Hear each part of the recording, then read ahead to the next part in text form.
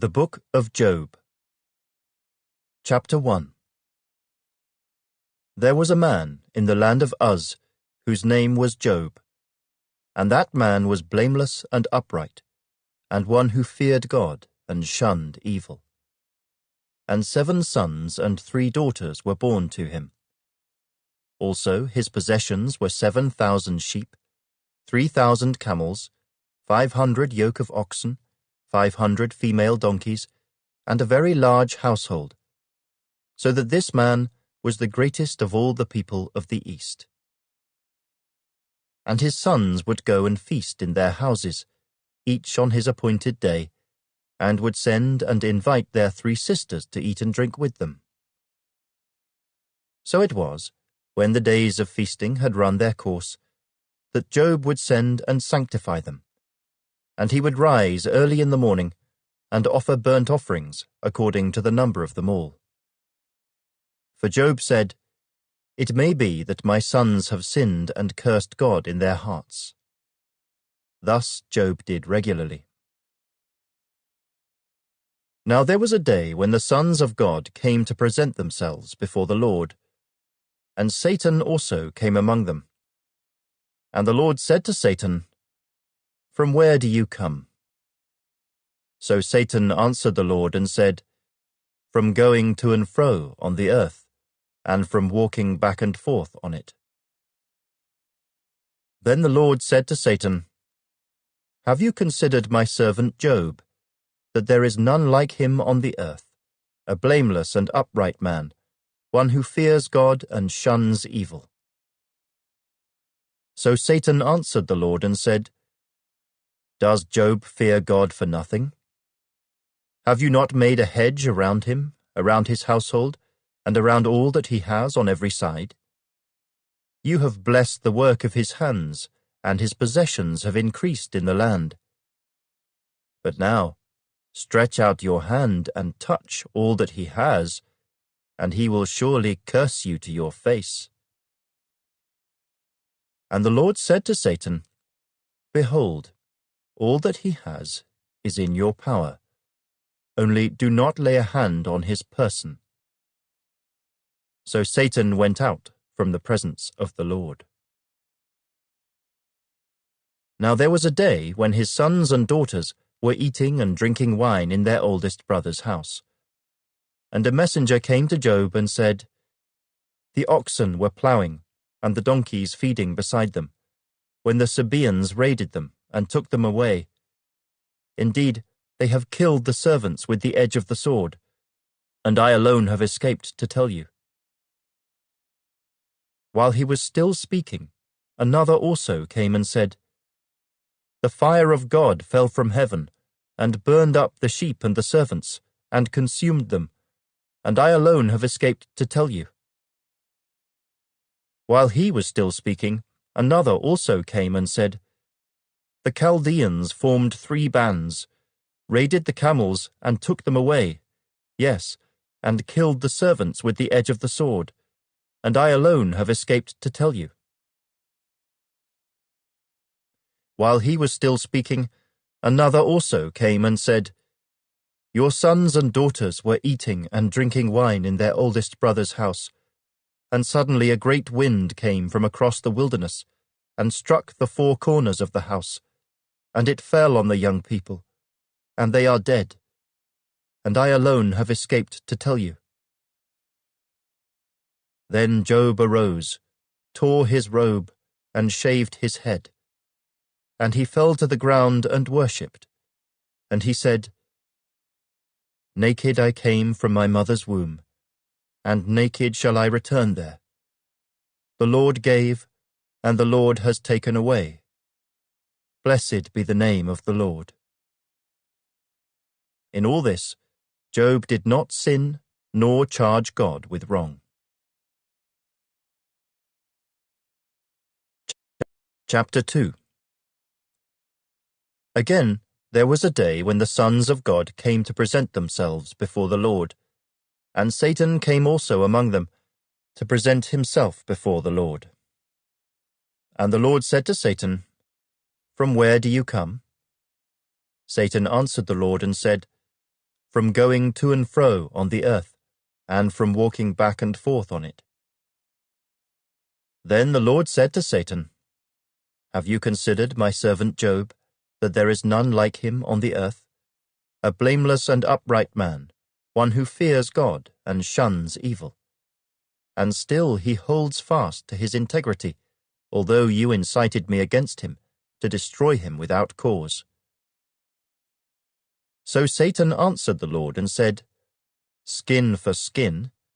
Yes, all that a man has he will give for his life.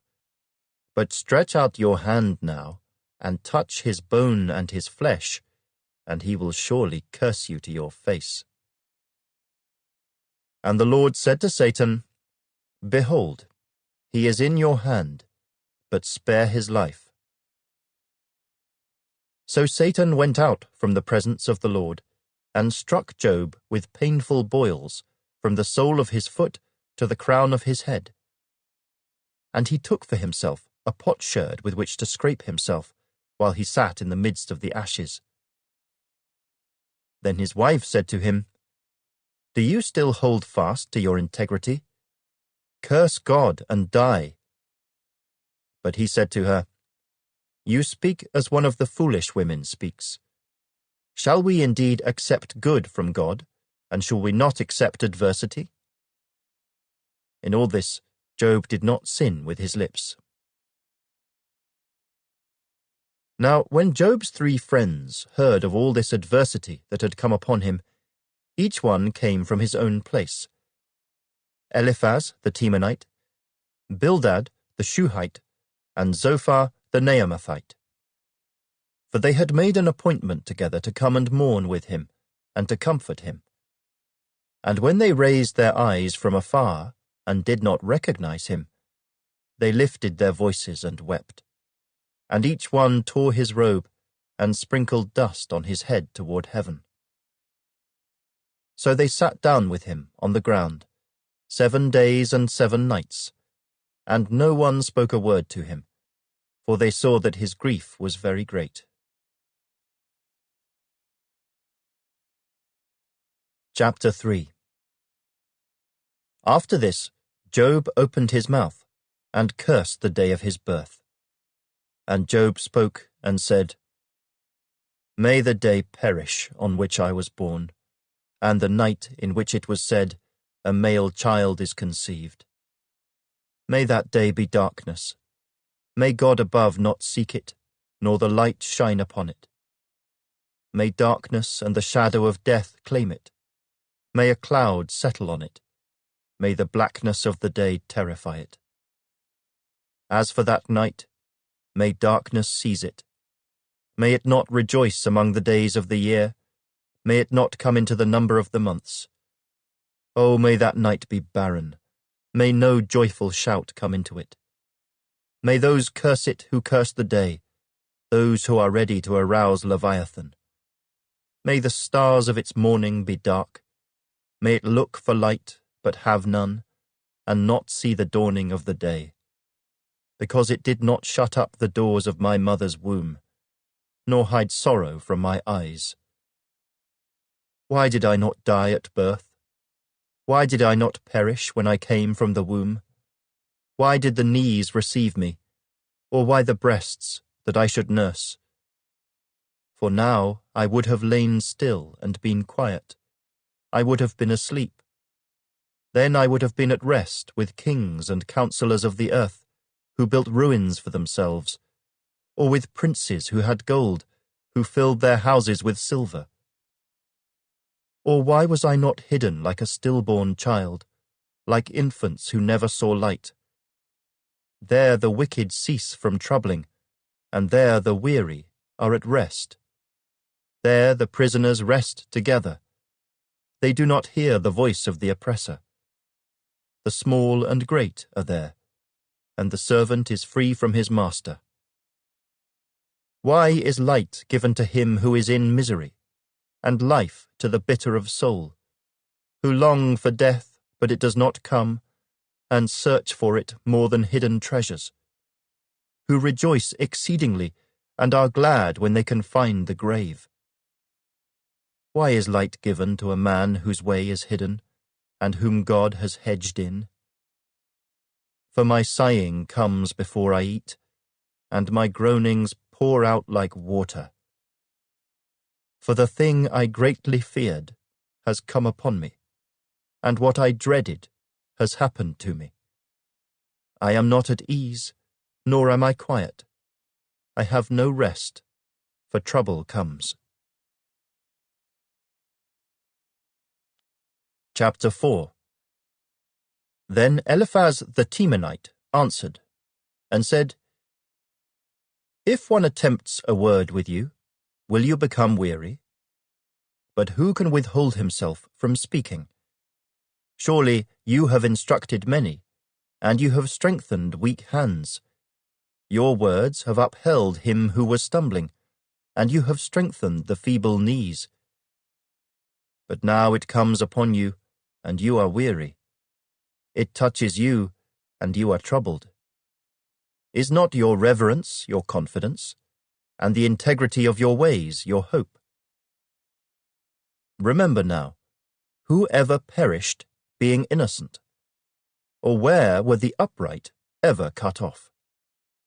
Even as I have seen, those who plough iniquity and sow trouble reap the same. By the blast of God they perish, and by the breath of his anger they are consumed. The roaring of the lion, the voice of the fierce lion, and the teeth of the young lions are broken. The old lion perishes for lack of prey, and the cubs of the lioness are scattered. Now a word was secretly brought to me, and my ear received a whisper of it. In disquieting thoughts from the visions of the night, when deep sleep falls on men, fear came upon me, and trembling, which made all my bones shake. Then a spirit passed before my face. The hair on my body stood up. It stood still, but I could not discern its appearance. A form was before my eyes. There was silence. Then I heard a voice saying, Can a mortal be more righteous than God? Can a man be more pure than his Maker? If he puts no trust in his servants, if he charges his angels with error, how much more those who dwell in houses of clay, whose foundation is in the dust, who are crushed before a moth? They are broken in pieces from morning till evening. They perish forever, with no one regarding. Does not their own excellence go away? They die, even without wisdom. Chapter 5. Call out now. Is there anyone who will answer you? And to which of the holy ones will you turn? For wrath kills a foolish man, and envy slays a simple one. I have seen the foolish taking root, but suddenly I cursed his dwelling place. His sons are far from safety. They are crushed in the gate, and there is no deliverer. Because the hungry eat up his harvest, taking it even from the thorns, and a snare snatches their substance. For affliction does not come from the dust, nor does trouble spring from the ground. Yet man is born to trouble, as the sparks fly upward. But as for me, I would seek God, and to God I would commit my cause, who does great things and unsearchable, marvelous things without number. He gives rain on the earth, and sends waters on the fields. He sets on high those who are lowly, and those who mourn are lifted to safety. He frustrates the devices of the crafty, so that their hands cannot carry out their plans. He catches the wise in their own craftiness, and the counsel of the cunning comes quickly upon them. They meet with darkness in the daytime, and grope at noontime as in the night. But he saves the needy from the sword, from the mouth of the mighty, and from their hand. So the poor have hope, and in justice shuts her mouth. Behold, happy is the man whom God corrects. Therefore do not despise the chastening of the Almighty. For he bruises, but he binds up. He wounds, but his hands make whole. He shall deliver you in 6 troubles. Yes, in 7 no evil shall touch you. In famine he shall redeem you from death, and in war from the power of the sword. You shall be hidden from the scourge of the tongue, and you shall not be afraid of destruction when it comes. You shall laugh at destruction and famine, and you shall not be afraid of the beasts of the earth. For you shall have a covenant with the stones of the field, and the beasts of the field shall be at peace with you. You shall know that your tent is in peace. You shall visit your dwelling and find nothing amiss. You shall also know that your descendants shall be many, and your offspring like the grass of the earth. You shall come to the grave at a full age, as a sheaf of grain ripens in its season. Behold, this we have searched out. It is true. Hear it, and know for yourself. Chapter 6. Then Job answered, and said, Oh, that my grief were fully weighed, and my calamity laid with it on the scales. For then it would be heavier than the sand of the sea. Therefore my words have been rash. For the arrows of the Almighty are within me. My spirit drinks in their poison.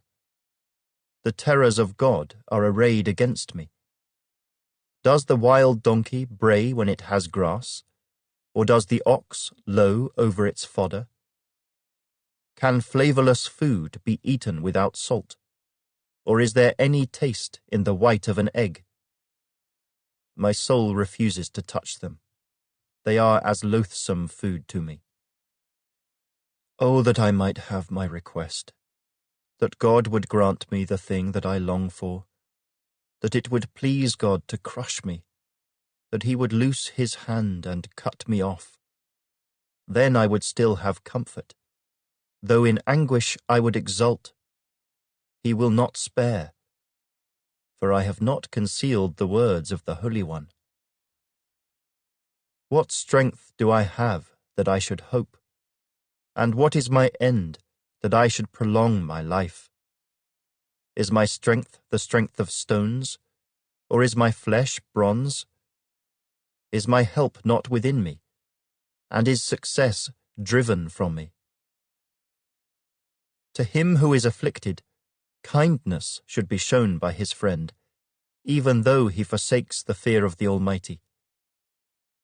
My brothers have dealt deceitfully like a brook, like the streams of the brooks that pass away, which are dark because of the ice, and into which the snow vanishes. When it is warm, they cease to flow. When it is hot, they vanish from their place. The paths of their way turn aside. They go nowhere and perish. The caravans of Tema look.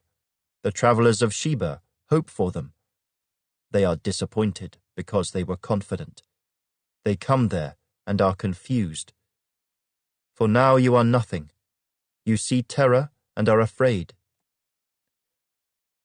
Did I ever say, bring something to me? Or, offer a bribe for me from your wealth? Or, deliver me from the enemy's hand? Or, redeem me from the hand of oppressors? Teach me, and I will hold my tongue. Cause me to understand wherein I have erred. How forceful are right words! But what does your arguing prove? Do you intend to rebuke my words, and the speeches of a desperate one which are as wind? Yes, you overwhelm the fatherless, and you undermine your friend. Now therefore, be pleased to look at me, for I would never lie to your face. Yield now, let there be no injustice. Yes, concede, my righteousness still stands. Is there injustice on my tongue? Cannot my taste discern the unsavory? Chapter 7. Is there not a time of hard service for man on earth? Are not his days also like the days of a hired man? Like a servant who earnestly desires the shade, and like a hired man who eagerly looks for his wages, so I have been allotted months of futility, and wearisome nights have been appointed to me. When I lie down, I say, when shall I arise, and the night be ended? For I have had my fill of tossing till dawn. My flesh is caked with worms and dust. My skin is cracked and breaks out afresh. My days are swifter than a weaver's shuttle, and are spent without hope. Oh, remember that my life is a breath. My eye will never again see good. The eye of him who sees me will see me no more. While your eyes are upon me, I shall no longer be. As the cloud disappears and vanishes away, so he who goes down to the grave does not come up. He shall never return to his house, nor shall his place know him any more. Therefore I will not restrain my mouth. I will speak in the anguish of my spirit. I will complain in the bitterness of my soul. Am I a sea or a sea serpent that you set a guard over me? When I say, my bed will comfort me, my couch will ease my complaint, then you scare me with dreams and terrify me with visions, so that my soul chooses strangling and death rather than my body. I loathe my life. I would not live forever. Let me alone, for my days are but a breath. What is man, that you should exalt him, that you should set your heart on him, that you should visit him every morning and test him every moment? How long? Will you not look away from me, and let me alone till I swallow my saliva? Have I sinned? What have I done to you, O watcher of men? Why have you set me as your target, so that I am a burden to myself? Why then do you not pardon my transgression, and take away my iniquity? For now I will lie down in the dust, and you will seek me diligently, but I will no longer be. Chapter 8. Then Bildad the Shuhite answered and said, How long will you speak these things, and the words of your mouth be like a strong wind?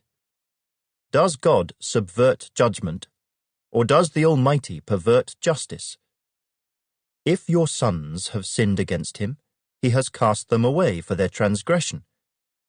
If you would earnestly seek God, and make your supplication to the Almighty, if you are pure and upright, surely now he would awake for you, and prosper your rightful dwelling place. Though your beginning was small, yet your latter end would increase abundantly. For inquire, please, of the former age, and consider the things discovered by their fathers. For we were born yesterday, and know nothing, because our days on earth are a shadow.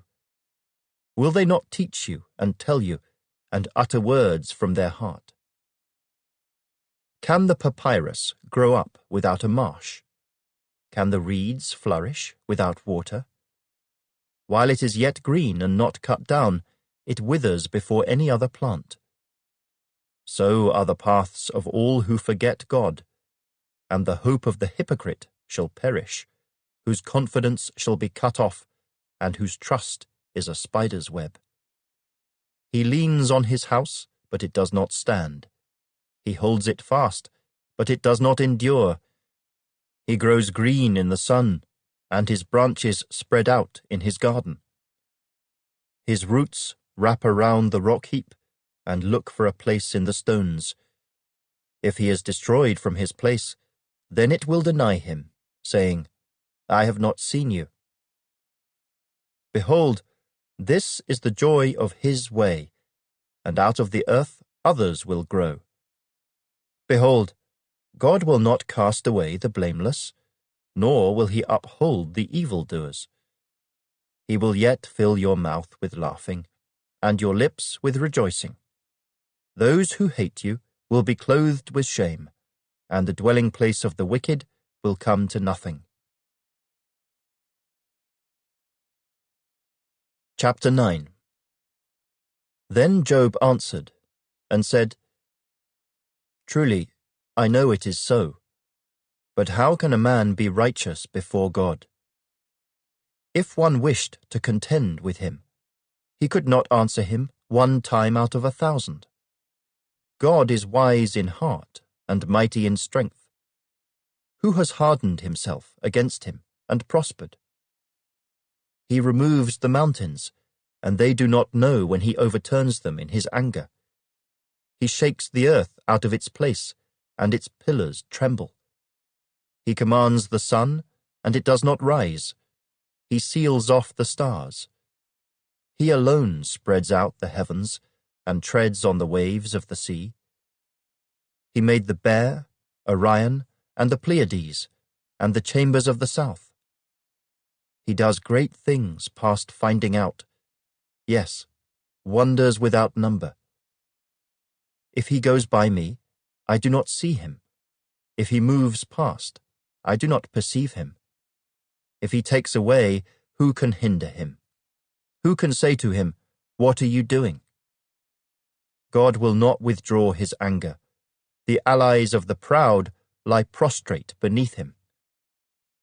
How then can I answer him, and choose my words to reason with him? For though I were righteous, I could not answer him. I would beg mercy of my judge. If I called, and he answered me, I would not believe that he was listening to my voice. For he crushes me with a tempest, and multiplies my wounds without cause. He will not allow me to catch my breath, but fills me with bitterness. If it is a matter of strength, indeed, he is strong. And if of justice, who will appoint my day in court? Though I were righteous, my own mouth would condemn me. Though I were blameless, it would prove me perverse. I am blameless, yet I do not know myself. I despise my life. It is all one thing. Therefore I say, He destroys the blameless and the wicked. If the scourge slays suddenly, he laughs at the plight of the innocent. The earth is given into the hand of the wicked.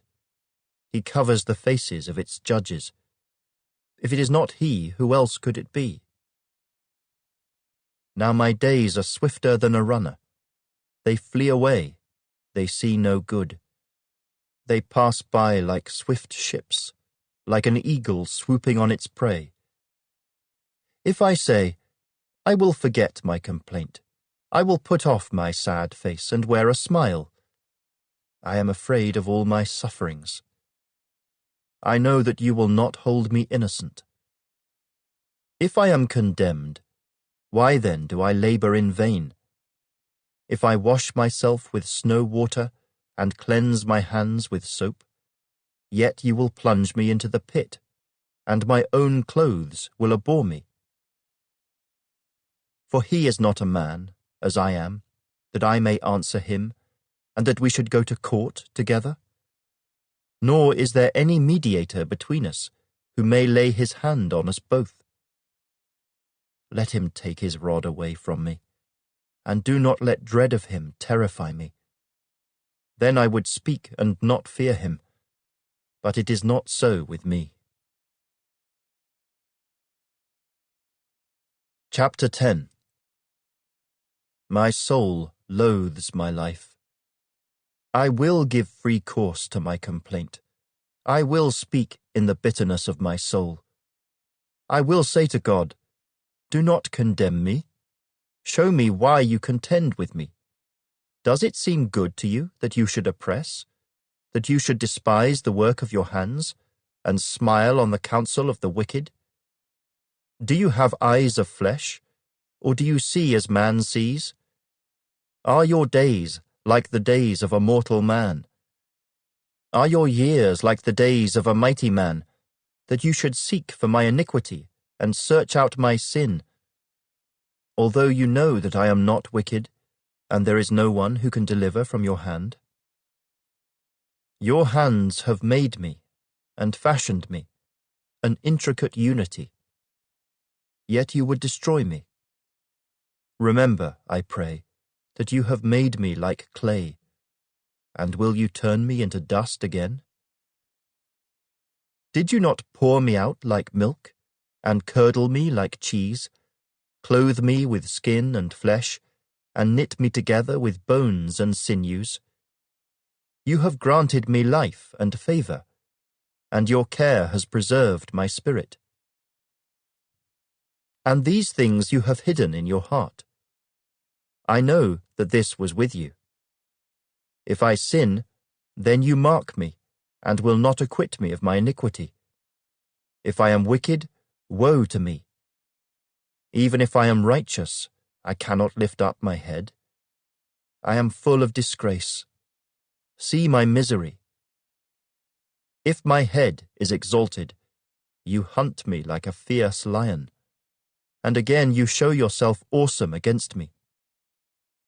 You renew your witnesses against me, and increase your indignation toward me. Changes and war are ever with me.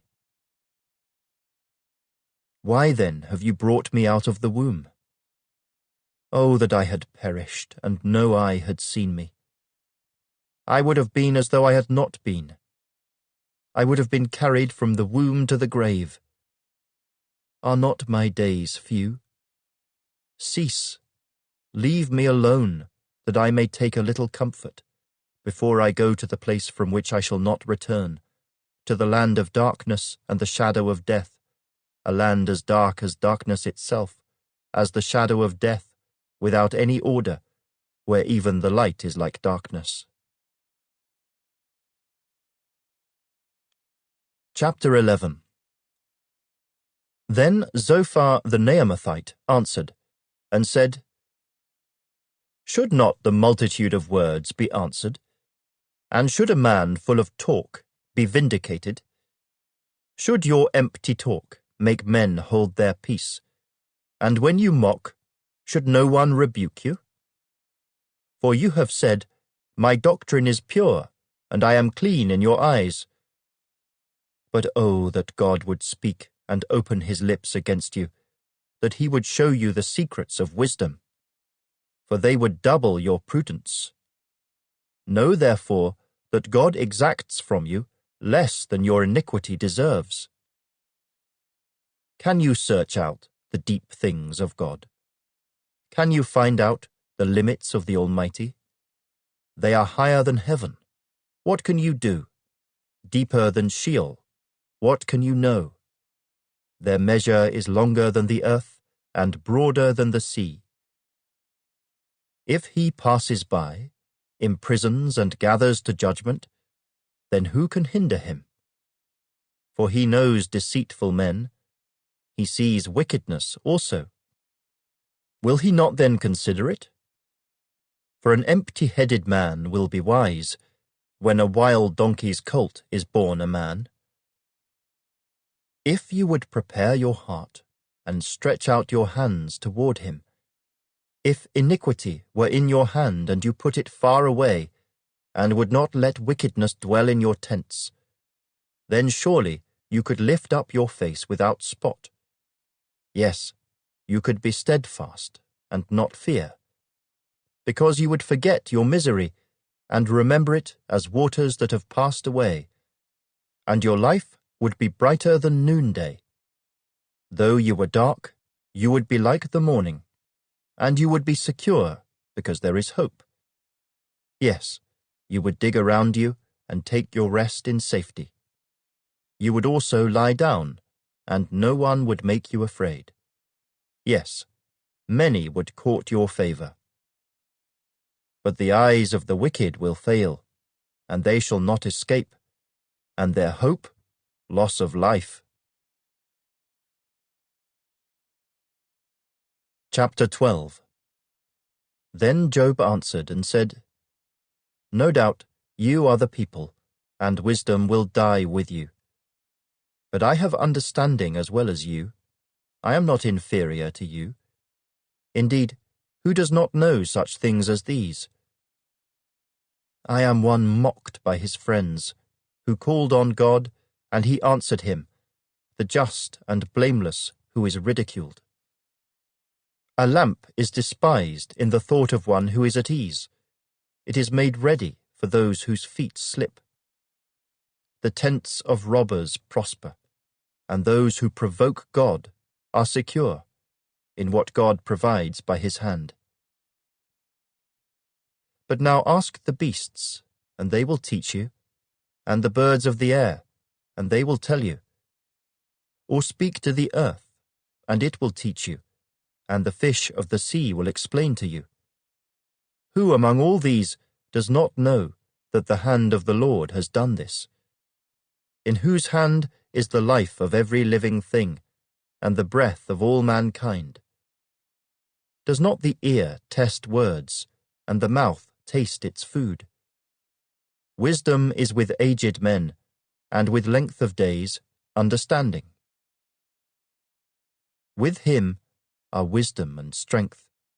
He has counsel and understanding. If he breaks a thing down, it cannot be rebuilt. If he imprisons a man, there can be no release. If he withholds the waters, they dry up. If he sends them out, they overwhelm the earth. With him are strength and prudence. The deceived and the deceiver are his. He leads counselors away plundered, and makes fools of the judges. He loosens the bonds of kings, and binds their waist with a belt. He leads princes away plundered, and overthrows the mighty. He deprives the trusted ones of speech, and takes away the discernment of the elders. He pours contempt on princes, and disarms the mighty. He uncovers deep things out of darkness, and brings the shadow of death to light. He makes nations great, and destroys them. He enlarges nations, and guides them. He takes away the understanding of the chiefs of the people of the earth, and makes them wander in a pathless wilderness. They grope in the dark without light, and he makes them stagger like a drunken man. Chapter 13. Behold, my eye has seen all this, my ear has heard and understood it. What you know, I also know. I am not inferior to you. But I would speak to the Almighty, and I desire to reason with God. But you forgers of lies, you are all worthless physicians. Oh, that you would be silent, and it would be your wisdom. Now hear my reasoning, and heed the pleading of my lips. Will you speak wickedly for God, and talk deceitfully for him? Will you show partiality for him? Will you contend for God? Will it be well when he searches you out? Or can you mock him as one mocks a man? He will surely rebuke you, if you secretly show partiality. Will not his excellence make you afraid, and the dread of him fall upon you? Your platitudes are proverbs of ashes. Your defenses are defenses of clay. Hold your peace with me, and let me speak. Then let come on me what may. Why do I take my flesh in my teeth, and put my life in my hands? Though he slay me, yet will I trust him. Even so, I will defend my own ways before him.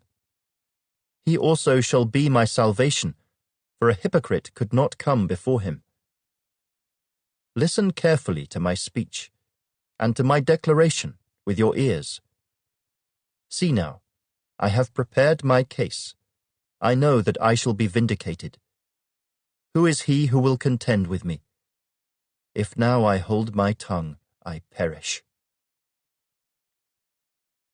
Only two things do not do to me. Then I will not hide myself from you. Withdraw your hand far from me, and let not the dread of you make me afraid. Then call, and I will answer. Or let me speak, then you respond to me. How many are my iniquities and sins? Make me know my transgression and my sin. Why do you hide your face and regard me as your enemy? Will you frighten a leaf driven to and fro? And will you pursue dry stubble? For you write bitter things against me, and make me inherit the iniquities of my youth. You put my feet in the stocks, and watch closely all my paths. You set a limit for the soles of my feet. Man decays like a rotten thing, like a garment that is moth-eaten. Chapter 14. Man who is born of woman is of few days and full of trouble. He comes forth like a flower and fades away. He flees like a shadow and does not continue. And do you open your eyes on such a one, and bring me to judgment with yourself? Who can bring a clean thing out of an unclean? No one. Since his days are determined, the number of his months is with you. You have appointed his limits so that he cannot pass. Look away from him, that he may rest, till like a hired man he finishes his day. For there is hope for a tree, if it is cut down, that it will sprout again, and that its tender shoots will not cease. Though its root may grow old in the earth, and its stump may die in the ground, yet at the scent of water it will bud and bring forth branches like a plant. But man dies and is laid away. Indeed, he breathes his last, and where is he? As water disappears from the sea, and a river becomes parched and dries up, so man lies down and does not rise, till the heavens are no more. They will not awake, nor be roused from their sleep. Oh, that you would hide me in the grave, that you would conceal me until your wrath is past, that you would appoint me a set time and remember me. If a man dies, shall he live again? All the days of my hard service I will wait till my change comes. You shall call, and I will answer you. You shall desire the work of your hands. For now you number my steps, but do not watch over my sin. My transgression is sealed up in a bag, and you cover my iniquity. But as a mountain falls and crumbles away, and as a rock is moved from its place, as water wears away stones, and as torrents wash away the soil of the earth, so you destroy the hope of man. You prevail forever against him, and he passes on. You change his countenance and send him away. His sons come to honor, and he does not know it. They are brought low, and he does not perceive it. But his flesh will be in pain over it, and his soul will mourn over it. Chapter 15. Then Eliphaz the Temanite answered and said, Should a wise man answer with empty knowledge, and fill himself with the east wind? Should he reason with unprofitable talk, or by speeches with which he can do no good? Yes, you cast off fear, and restrain prayer before God. For your iniquity teaches your mouth, and you choose the tongue of the crafty. Your own mouth condemns you, and not I. Yes, your own lips testify against you. Are you the first man who was born? Or were you made before the hills? Have you heard the counsel of God? Do you limit wisdom to yourself? What do you know that we do not know? What do you understand that is not in us? Both the grey-haired and the aged are among us, much older than your father. Are the consolations of God too small for you, and the word spoken gently with you? Why does your heart carry you away, and what do your eyes wink at, that you turn your spirit against God, and let such words go out of your mouth? What is man, that he could be pure, and he who is born of a woman, that he could be righteous?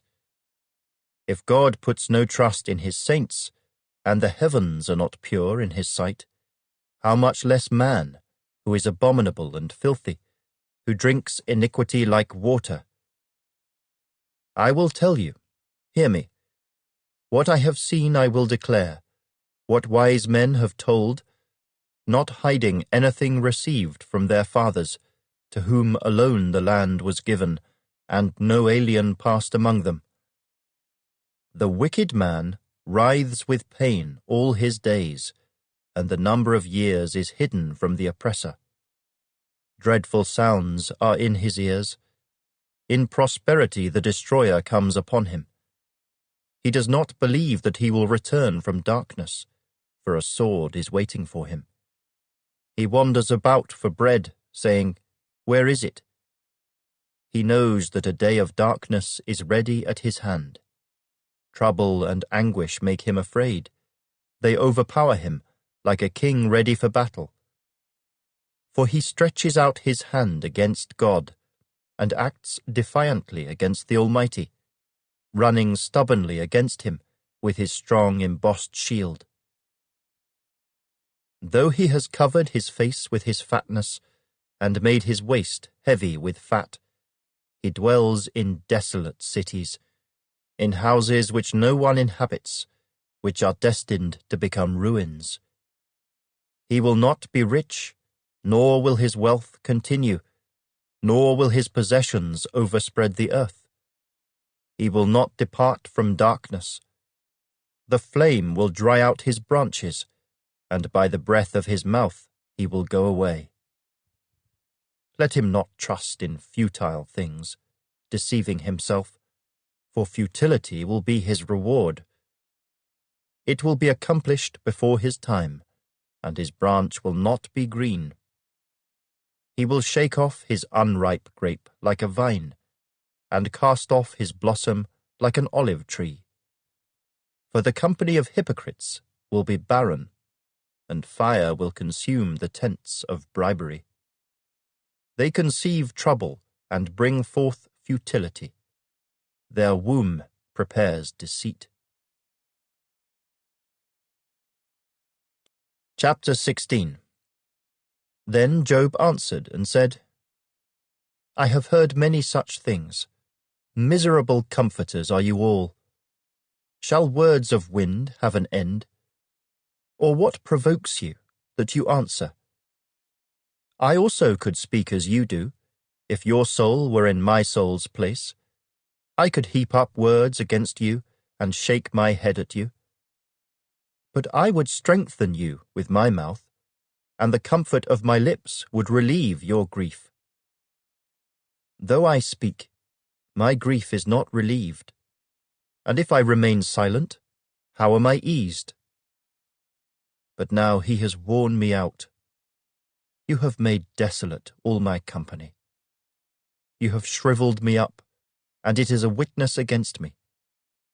My leanness rises up against me and bears witness to my face. He tears me in his wrath and hates me. He gnashes at me with his teeth. My adversary sharpens his gaze on me. They gape at me with their mouth. They strike me reproachfully on the cheek. They gather together against me. God has delivered me to the ungodly and turned me over to the hands of the wicked. I was at ease, but he has shattered me. He also has taken me by my neck and shaken me to pieces. He has set me up for his target. His archers surround me. He pierces my heart and does not pity. He pours out my gall on the ground. He breaks me with wound upon wound. He runs at me like a warrior. I have sewn sackcloth over my skin and laid my head in the dust. My face is flushed from weeping, and on my eyelids is the shadow of death. Although no violence is in my hands, and my prayer is pure. O earth, do not cover my blood, and let my cry have no resting place. Surely even now my witness is in heaven, and my evidence is on high. My friends scorn me. My eyes pour out tears to God. Oh, that one might plead for a man with God, as a man pleads for his neighbor. For when a few years are finished, I shall go the way of no return. Chapter 17. My spirit is broken. My days are extinguished. The grave is ready for me. Are not mockers with me? And does not my eye dwell on their provocation? Now put down a pledge for me with yourself. Who is he who will shake hands with me? For you have hidden their heart from understanding. Therefore you will not exalt them. He who speaks flattery to his friends, even the eyes of his children will fail. But he has made me a byword of the people, and I have become one in whose face men spit. My eye has also grown dim because of sorrow, and all my members are like shadows. Upright men are astonished at this, and the innocent stirs himself up against the hypocrite. Yet the righteous will hold to his way, and he who has clean hands will be stronger and stronger. But please, come back again, all of you, for I shall not find one wise man among you. My days are past, my purposes are broken off, even the thoughts of my heart. They change the night into day. The light is near, they say, in the face of darkness. If I wait for the grave as my house, if I make my bed in the darkness, if I say to corruption, you are my father, and to the worm, you are my mother and my sister, where then is my hope? As for my hope, who can see it? Will they go down to the gates of Sheol? Shall we have rest together in the dust? Chapter 18. Then Bildad the Shuhite answered, and said, How long till you put an end to words? Gain understanding, and afterward we will speak. Why are we counted as beasts, and regarded as stupid in your sight? You who tear yourself in anger, shall the earth be forsaken for you? Or shall the rock be removed from its place? The light of the wicked indeed goes out, and the flame of his fire does not shine. The light is dark in his tent, and his lamp beside him is put out. The steps of his strength are shortened, and his own counsel casts him down. For he is cast into a net by his own feet, and he walks into a snare. The net takes him by the heel, and a snare lays hold of him. A noose is hidden for him on the ground, and a trap for him in the road. Terrors frighten him on every side, and drive him to his feet. His strength is starved, and destruction is ready at his side. It devours patches of his skin. The firstborn of death devours his limbs. He is uprooted from the shelter of his tent, and they parade him before the king of terrors. They dwell in his tent who are none of his. Brimstone is scattered on his dwelling. His roots are dried out below, and his branch withers above. The memory of him perishes from the earth, and he has no name among the renowned. He is driven from light into darkness, and chased out of the world. He has neither son nor posterity among his people, nor any remaining in his dwellings. Those in the west are astonished at his day, as those in the east are frightened. Surely such are the dwellings of the wicked, and this is the place of him who does not know God. Chapter 19. Then Job answered and said, How long will you torment my soul, and break me in pieces with words? These 10 times you have reproached me. You are not ashamed that you have wronged me.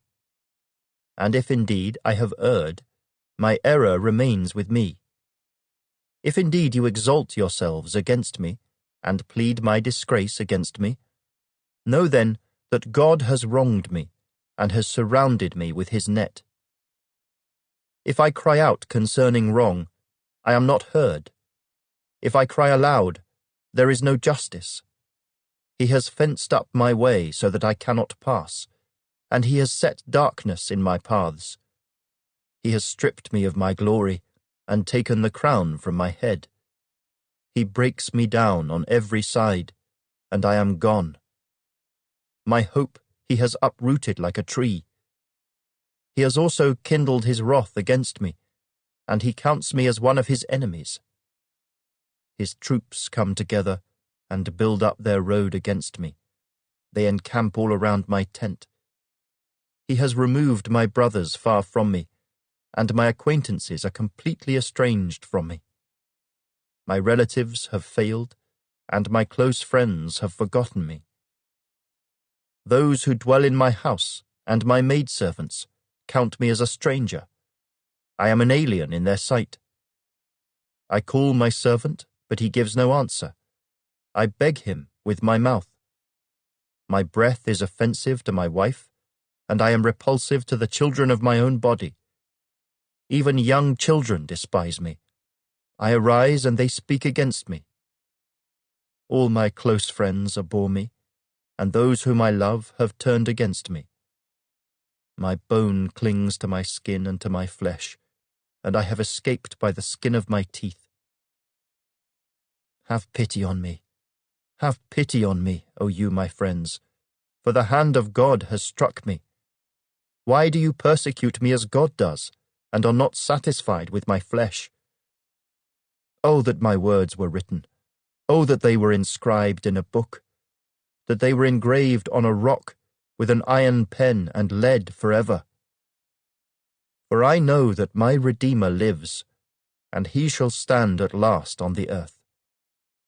And after my skin is destroyed, this I know, that in my flesh I shall see God, whom I shall see for myself, and my eyes shall behold, and not another. How my heart yearns within me! If you should say, How shall we persecute him? Since the root of the matter is found in me, be afraid of the sword for yourselves. For wrath brings the punishment of the sword, that you may know there is a judgment. Chapter 20. Then Zophar the Naamathite answered, and said, Therefore my anxious thoughts make me answer, because of the turmoil within me. I have heard the rebuke that reproaches me, and the spirit of my understanding causes me to answer. Do you not know this of old, since man was placed on earth, that the triumphing of the wicked is short, and the joy of the hypocrite is but for a moment?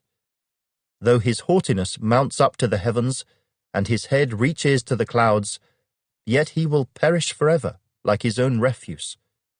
Those who have seen him will say, Where is he? He will fly away like a dream, and not be found. Yes, he will be chased away like a vision of the night. The eye that saw him will see him no more, nor will his place behold him any more. His children will seek the favor of the poor, and his hands will restore his wealth.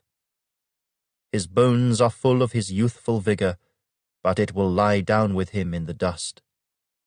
Though evil is sweet in his mouth, and he hides it under his tongue, though he spares it and does not forsake it, but still keeps it in his mouth, yet his food in his stomach turns sour. It becomes cobra venom within him. He swallows down riches and vomits them up again. God casts them out of his belly. He will suck the poison of cobras. The viper's tongue will slay him. He will not see the streams, the rivers flowing with honey and cream. He will restore that for which he labored, and will not swallow it down. From the proceeds of business he will get no enjoyment, for he has oppressed and forsaken the poor. He has violently seized a house which he did not build. Because he knows no quietness in his heart, he will not save anything he desires. Nothing is left for him to eat, therefore his well-being will not last. In his self-sufficiency he will be in distress. Every hand of misery will come against him. When he is about to fill his stomach, God will cast on him the fury of his wrath, and will rain it on him while he is eating. He will flee from the iron weapon. A bronze bow will pierce him through. It is drawn and comes out of the body. Yes, the glittering point comes out of his gall. Terrors come upon him. Total darkness is reserved for his treasures. An unfanned fire will consume him. It shall go ill with him who is left in his tent. The heavens will reveal his iniquity, and the earth will rise up against him. The increase of his house will depart, and his goods will flow away in the day of his wrath. This is the portion from God for a wicked man, the heritage appointed to him by God. Chapter 21. Then Job answered and said, Listen carefully to my speech, and let this be your consolation. Bear with me, that I may speak, and after I have spoken, keep mocking. As for me, is my complaint against man? And if it were, why should I not be impatient? Look at me and be astonished. Put your hand over your mouth. Even when I remember, I am terrified, and trembling takes hold of my flesh. Why do the wicked live and become old? Yes, become mighty in power. Their descendants are established with them in their sight, and their offspring before their eyes. Their houses are safe from fear, neither is the rod of God upon them. Their bull breeds without failure, their cow calves without miscarriage.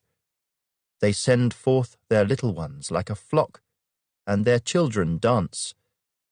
They sing to the tambourine and harp, and rejoice to the sound of the flute. They spend their days in wealth, and in a moment go down to the grave. Yet they say to God, Depart from us, for we do not desire the knowledge of your ways. Who is the Almighty, that we should serve him? And what profit do we have if we pray to him? Indeed, their prosperity is not in their hand. The counsel of the wicked is far from me. How often is the lamp of the wicked put out? How often does their destruction come upon them, the sorrows God distributes in his anger? They are like straw before the wind, and like chaff that a storm carries away. They say, God lays up one's iniquity for his children. Let him recompense him, that he may know it. Let his eyes see his destruction, and let him drink of the wrath of the Almighty. For what does he care about his household after him, when the number of his months is cut in half? Can anyone teach God knowledge, since he judges those on high? One dies in his full strength, being wholly at ease and secure. His pails are full of milk, and the marrow of his bones is moist. Another man dies in the bitterness of his soul, never having eaten with pleasure. They lie down alike in the dust, and worms cover them. Look, I know your thoughts, and the schemes with which you would wrong me. For you say, Where is the house of the prince, and where is the tent the dwelling place of the wicked? Have you not asked those who travel the road? And do you not know their signs? For the wicked are reserved for the day of doom. They shall be brought out on the day of wrath. Who condemns his way to his face, and who repays him for what he has done? Yet he shall be brought to the grave, and a vigil kept over the tomb. The clods of the valley shall be sweet to him. Every one shall follow him, as countless have gone before him. How then can you comfort me with empty words, since falsehood remains in your answers? Chapter 22. Then Eliphaz the Temanite answered, and said, Can a man be profitable to God, though he who is wise may be profitable to himself? Is it any pleasure to the Almighty that you are righteous? Or is it gain to him that you make your ways blameless? Is it because of your fear of him that he corrects you and enters into judgment with you? Is not your wickedness great, and your iniquity without end? For you have taken pledges from your brother for no reason, and stripped the naked of their clothing. You have not given the weary water to drink, and you have withheld bread from the hungry. But the mighty man possessed the land, and the honorable man dwelt in it. You have sent widows away empty, and the strength of the fatherless was crushed. Therefore snares are all around you, and sudden fear troubles you, or darkness, so that you cannot see, and an abundance of water covers you. Is not God in the height of heaven? And see the highest stars, how lofty they are. And you say, What does God know?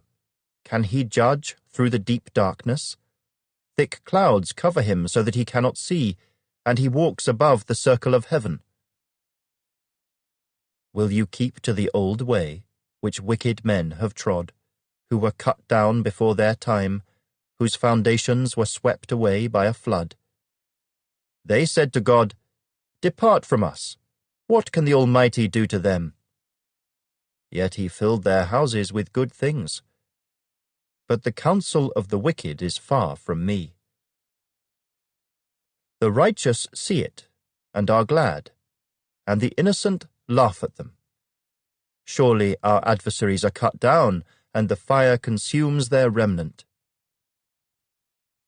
Now, acquaint yourself with him, and be at peace. Thereby good will come to you. Receive, please, instruction from his mouth, and lay up his words in your heart. If you return to the Almighty, you will be built up. You will remove iniquity far from your tents. Then you will lay your gold in the dust, and the gold of Ophir among the stones of the brooks. Yes, the Almighty will be your gold and your precious silver, for then you will have your delight in the Almighty, and lift up your face to God. You will make your prayer to him, he will hear you, and you will pay your vows. You will also declare a thing, and it will be established for you. So light will shine on your ways, when they cast you down, and you say, Exaltation will come. Then he will save the humble person. He will even deliver one who is not innocent. Yes, he will be delivered by the purity of your hands. Chapter 23. Then Job answered and said, Even today my complaint is bitter. My hand is listless because of my groaning. Oh, that I knew where I might find him, that I might come to his seat. I would present my case before him, and fill my mouth with arguments. I would know the words which he would answer me, and understand what he would say to me. Would he contend with me in his great power? No, but he would take note of me. There the upright could reason with him, and I would be delivered forever from my judge. Look, I go forward, but he is not there, and backward, but I cannot perceive him. When he works on the left hand, I cannot behold him. When he turns to the right hand, I cannot see him. But he knows the way that I take. When he has tested me, I shall come forth as gold. My foot has held fast to his steps. I have kept his way and not turned aside. I have not departed from the commandment of his lips. I have treasured the words of his mouth more than my necessary food. But he is unique, and who can make him change?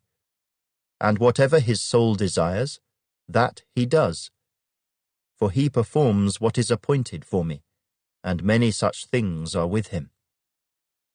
Therefore I am terrified at his presence.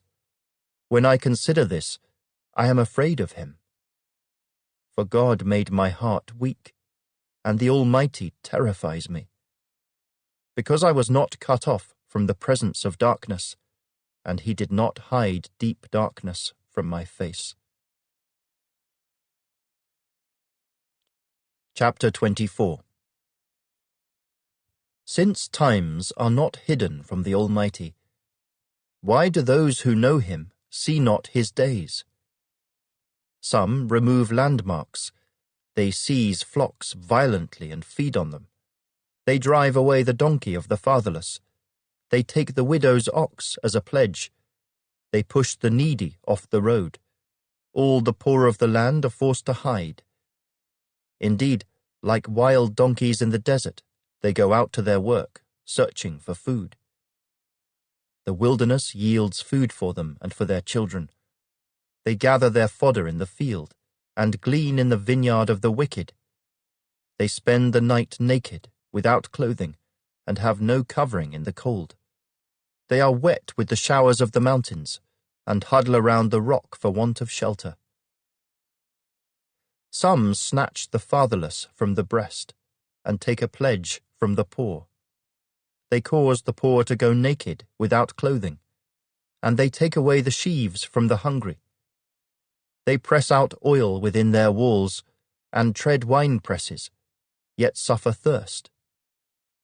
The dying groan in the city, and the souls of the wounded cry out. Yet God does not charge them with wrong. There are those who rebel against the light. They do not know its ways, nor abide in its paths. The murderer rises with the light. He kills the poor and needy, and in the night he is like a thief. The eye of the adulterer waits for the twilight, saying, "No eye will see me," and he disguises his face. In the dark they break into houses which they marked for themselves in the daytime. They do not know the light, for the morning is the same to them as the shadow of death. If someone recognizes them, they are in the terrors of the shadow of death. They should be swift on the face of the waters. Their portion should be cursed in the earth, so that no one would turn into the way of their vineyards. As drought and heat consume the snow waters, so the grave consumes those who have sinned. The womb should forget him. The worm should feed sweetly on him. He should be remembered no more, and wickedness should be broken like a tree. For he preys on the barren who do not bear, and does no good for the widow. But God draws the mighty away with his power. He rises up, but no man is sure of life. He gives them security, and they rely on it. Yet his eyes are on their ways. They are exalted for a little while, then they are gone. They are brought low. They are taken out of the way like all others. They dry out like the heads of grain. Now if it is not so, who will prove me a liar and make my speech worth nothing? Chapter 25. Then Bildad the Shuhite answered and said, Dominion and fear belong to him. He makes peace in his high places. Is there any number to his armies? Upon whom does his light not rise? How then can man be righteous before God? Or how can he be pure who is born of a woman? If even the moon does not shine, and the stars are not pure in his sight, how much less man, who is a maggot, and a son of man, who is a worm. Chapter 26. But Job answered and said, How have you helped him who is without power? How have you saved the arm that has no strength? How have you counseled one who has no wisdom? And how have you declared sound advice to many? To whom have you uttered words? And whose spirit came from you? The dead tremble, those under the waters and those inhabiting them. Sheol is naked before him, and destruction has no covering. He stretches out the north over empty space. He hangs the earth on nothing. He binds up the water in his thick clouds, yet the clouds are not broken under it. He covers the face of his throne and spreads his cloud over it. He drew a circular horizon on the face of the waters, at the boundary of light and darkness. The pillars of heaven tremble and are astonished at his rebuke. He stirs up the sea with his power, and by his understanding he breaks up the storm. By his spirit he adorned the heavens. His hand pierced the fleeing serpent. Indeed, these are the mere edges of his ways, and how small a whisper we hear of him. But the thunder of his power, who can understand? Chapter 27. Moreover, Job continued his discourse, and said, As God lives, who has taken away my justice, and the Almighty, who has made my soul bitter, as long as my breath is in me, and the breath of God in my nostrils, my lips will not speak wickedness, nor my tongue utter deceit. Far be it from me that I should say you are right. Till I die, I will not put away my integrity from me. My righteousness I hold fast, and will not let it go. My heart shall not reproach me as long as I live. May my enemy be like the wicked, and he who rises up against me like the unrighteous. For what is the hope of the hypocrite, though he may gain much, if God takes away his life? Will God hear his cry when trouble comes upon him? Will he delight himself in the Almighty? Will he always call on God? I will teach you about the hand of God. What is with the Almighty I will not conceal. Surely all of you have seen it. Why then do you behave with complete nonsense? This is the portion of a wicked man with God, and the heritage of oppressors, received from the Almighty. If his children are multiplied, it is for the sword, and his offspring shall not be satisfied with bread.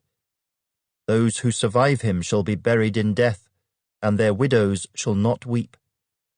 Though he heaps up silver like dust, and piles up clothing like clay, he may pile it up, but the just will wear it, and the innocent will divide the silver.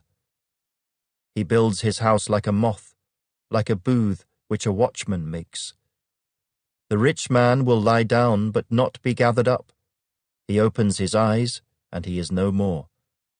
Terrors overtake him like a flood. A tempest steals him away in the night. The east wind carries him away, and he is gone.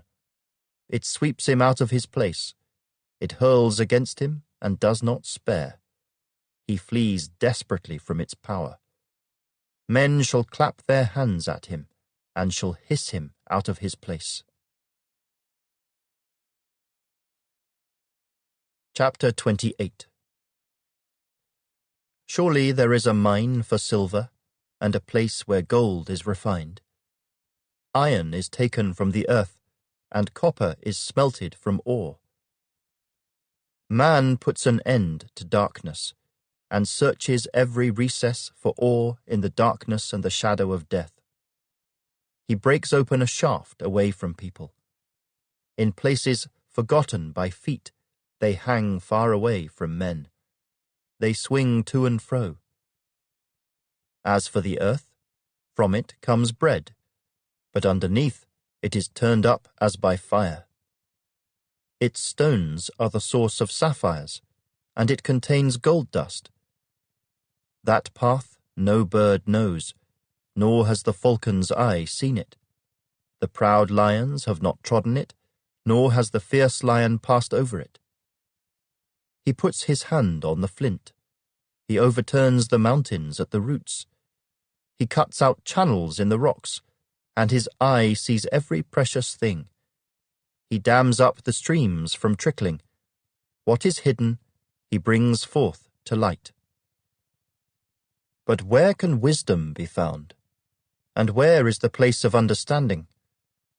Man does not know its value, nor is it found in the land of the living. The deep says, "It is not in me," and the sea says, "It is not with me." It cannot be purchased for gold, nor can silver be weighed for its price. It cannot be valued in the gold of Ophir, in precious onyx or sapphire. Neither gold nor crystal can equal it, nor can it be exchanged for jewelry of fine gold. No mention shall be made of coral or quartz, for the price of wisdom is above rubies. The topaz of Ethiopia cannot equal it, nor can it be valued in pure gold. From where then does wisdom come? And where is the place of understanding? It is hidden from the eyes of all living, and concealed from the birds of the air.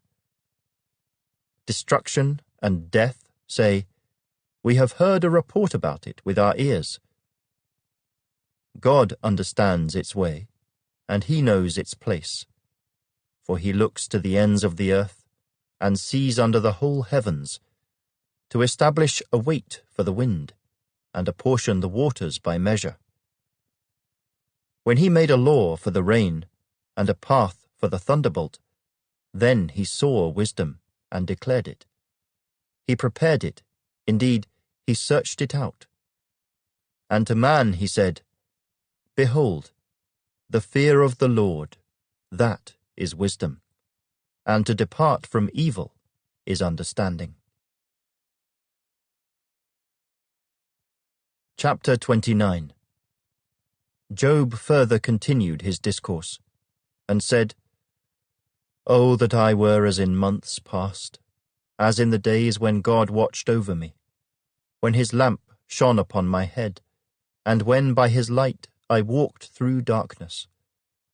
Just as I was in the days of my prime, when the friendly counsel of God was over my tent, when the Almighty was yet with me, when my children were around me, when my steps were bathed with cream, and the rock poured out rivers of oil for me.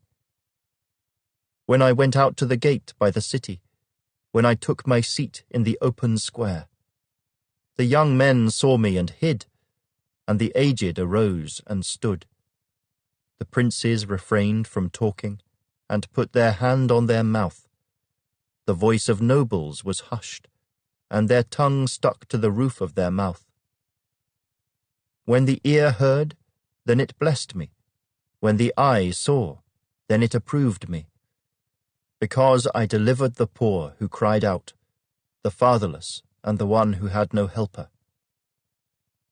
The blessing of a perishing man came upon me, and I caused the widow's heart to sing for joy. I put on righteousness, and it clothed me. My justice was like a robe and a turban. I was eyes to the blind, and I was feet to the lame. I was a father to the poor, and I searched out the case that I did not know. I broke the fangs of the wicked, and plucked the victim from his teeth. Then I said, I shall die in my nest, and multiply my days as the sand. My root is spread out to the waters, and the dew lies all night on my branch. My glory is fresh within me, and my bow is renewed in my hand. Men listened to me and waited, and kept silence for my counsel. After my words they did not speak again, and my speech settled on them as dew. They waited for me as for the rain, and they opened their mouth wide as for the spring rain. If I mocked at them, they did not believe it, and the light of my countenance they did not cast down. I chose the way for them, and sat as chief. So I dwelt as a king in the army, as one who comforts mourners. Chapter 30. But now they mock at me, men younger than I, whose fathers I disdained to put with the dogs of my flock. Indeed, what profit is the strength of their hands to me? Their vigour has perished. They are gaunt from want and famine, fleeing late to the wilderness, desolate and waste, who pluck mallow by the bushes and broom-tree roots for their food. They were driven out from among men. They shouted at them as at a thief. They had to live in the clefts of the valleys, in caves of the earth and the rocks. Among the bushes they brayed. Under the nettles they nestled. They were sons of fools, yes, sons of vile men. They were scourged from the land. And now I am their taunting song. Yes, I am their byword. They abhor me. They keep far from me. They do not hesitate to spit in my face. Because he has loosed my bowstring and afflicted me, they have cast off restraint before me. At my right hand the rabble arises. They push away my feet, and they raise against me their ways of destruction. They break up my path. They promote my calamity. They have no helper. They come as broad breakers. Under the ruinous storm they roll along. Terrors are turned upon me. They pursue my honour as the wind, and my prosperity has passed like a cloud. And now my soul is poured out because of my plight. The days of affliction take hold of me. My bones are pierced in me at night, and my gnawing pains take no rest. By great force my garment is disfigured. It binds me about as the collar of my coat. He has cast me into the mire, and I have become like dust and ashes. I cry out to you, but you do not answer me. I stand up, and you regard me. But you have become cruel to me. With the strength of your hand you oppose me. You lift me up to the wind and cause me to ride on it. You spoil my success. For I know that you will bring me to death, and to the house appointed for all living. Surely he would not stretch out his hand against a heap of ruins, if they cry out when he destroys it. Have I not wept for him who was in trouble? Has not my soul grieved for the poor? But when I looked for good, evil came to me. And when I waited for light, then came darkness. My heart is in turmoil and cannot rest. Days of affliction confront me. I go about mourning, but not in the sun. I stand up in the assembly and cry out for help. I am a brother of jackals and a companion of ostriches. My skin grows black and falls from me. My bones burn with fever. My harp is turned to mourning, and my flute to the voice of those who weep. Chapter 31. I have made a covenant with my eyes. Why then should I look upon a young woman? For what is the allotment of God from above, and the inheritance of the Almighty from on high? Is it not destruction for the wicked, and disaster for the workers of iniquity? Does he not see my ways, and count all my steps. If I have walked with falsehood, or if my foot has hastened to deceit, let me be weighed on honest scales, that God may know my integrity. If my step has turned from the way, or my heart walked after my eyes, or if any spot adheres to my hands, then let me sow, and another eat. Yes, let my harvest be rooted out. If my heart has been enticed by a woman, or if I have lurked at my neighbor's door, then let my wife grind for another, and let others bow down over her. For that would be wickedness. Yes, it would be iniquity deserving of judgment. For that would be a fire that consumes to destruction, and would root out all my increase. If I have despised the cause of my male or female servant, when they complained against me, what then shall I do when God rises up? When he punishes, how shall I answer him? Did not he who made me in the womb make them? Did not the same one fashion us in the womb? If I have kept the poor from their desire, or caused the eyes of the widow to fail, or eaten my morsel by myself, so that the fatherless could not eat of it, but from my youth I reared him as a father, and from my mother's womb I guided the widow. If I have seen anyone perish for lack of clothing, or any poor man without covering, if his heart has not blessed me, and if he was not warmed with the fleece of my sheep, if I have raised my hand against the fatherless, when I saw I had help in the gate, then let my arm fall from my shoulder, let my arm be torn from the socket. For destruction from God is a terror to me, and because of his magnificence I cannot endure. If I have made gold my hope, or said to fine gold, you are my confidence, if I have rejoiced because my wealth was great, and because my hand had gained much, if I have observed the sun when it shines, or the moon moving in brightness, so that my heart has been secretly enticed, and my mouth has kissed my hand, this also would be an iniquity deserving of judgment, for I would have denied God who is above. If I have rejoiced at the destruction of him who hated me, or lifted myself up when evil found him, indeed I have not allowed my mouth to sin by asking for a curse on his soul.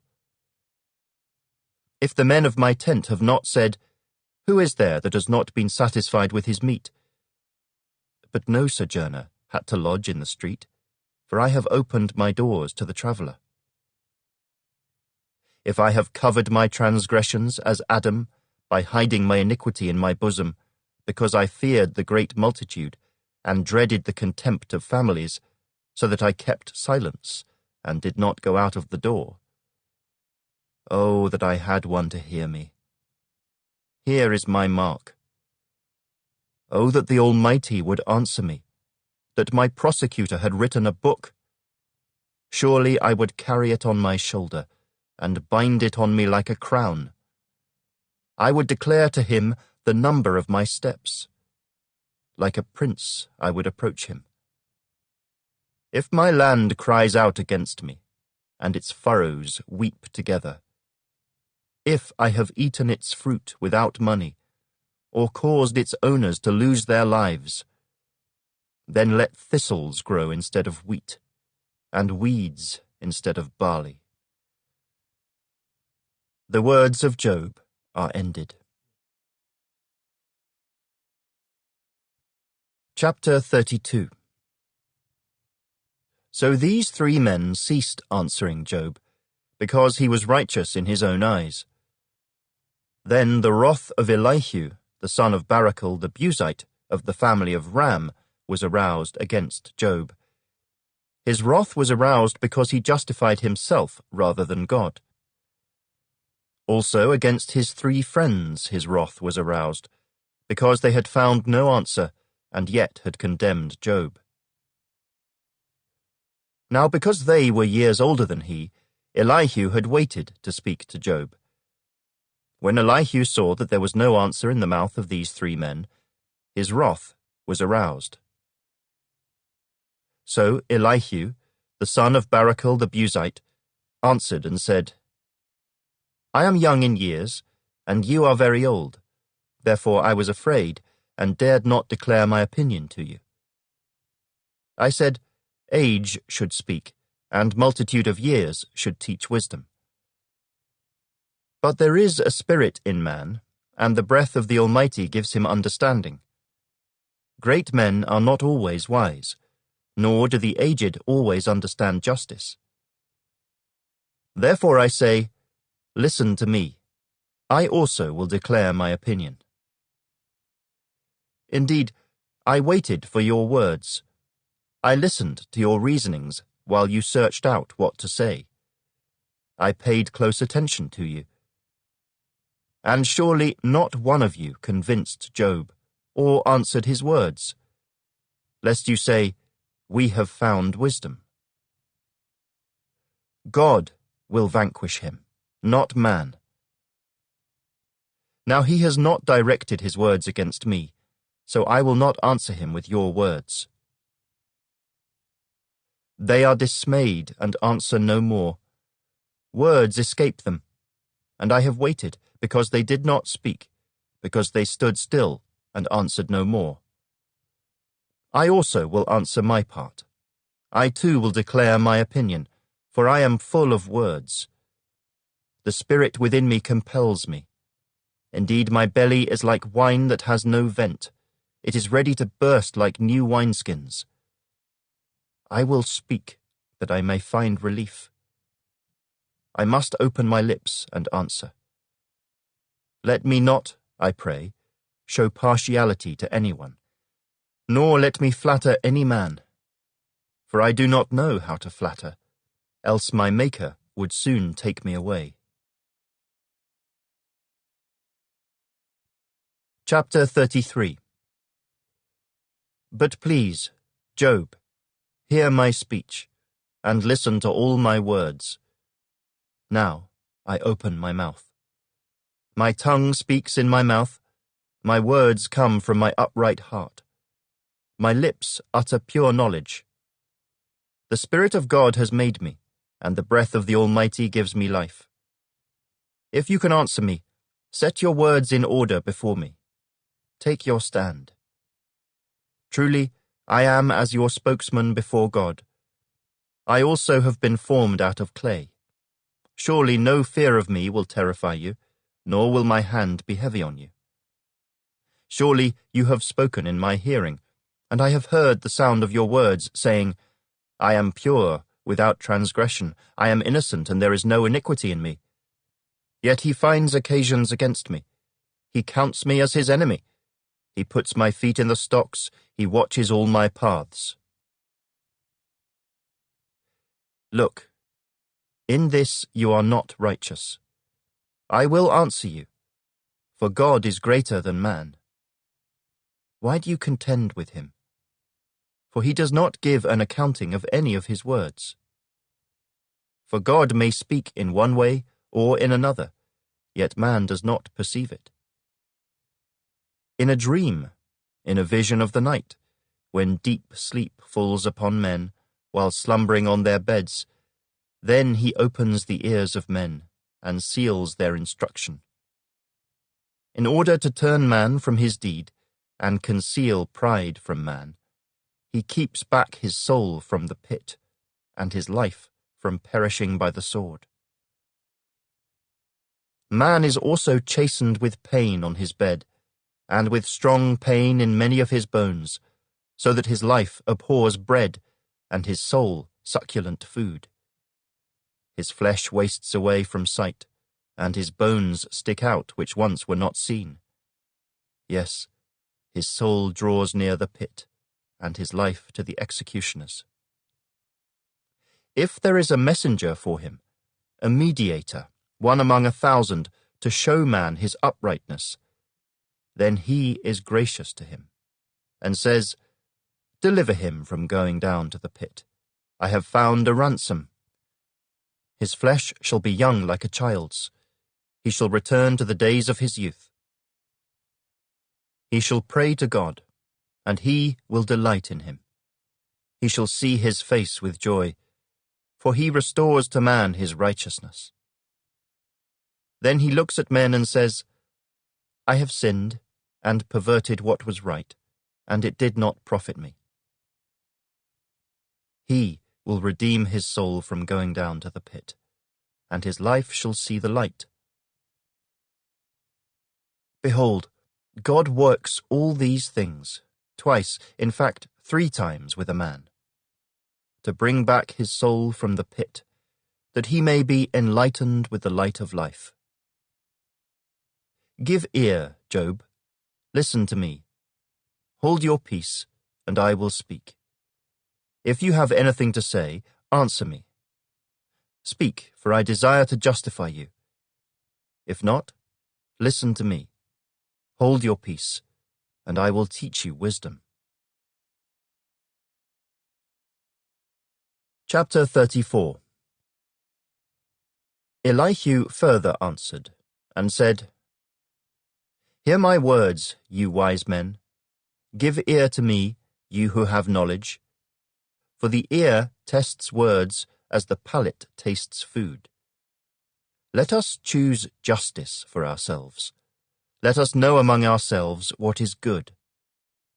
For Job has said, I am righteous, but God has taken away my justice.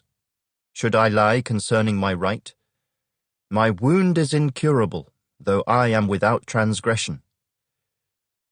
What man is like Job, who drinks scorn like water, who goes in company with the workers of iniquity, and walks with wicked men? For he has said, It profits a man nothing that he should delight in God. Therefore listen to me, you men of understanding.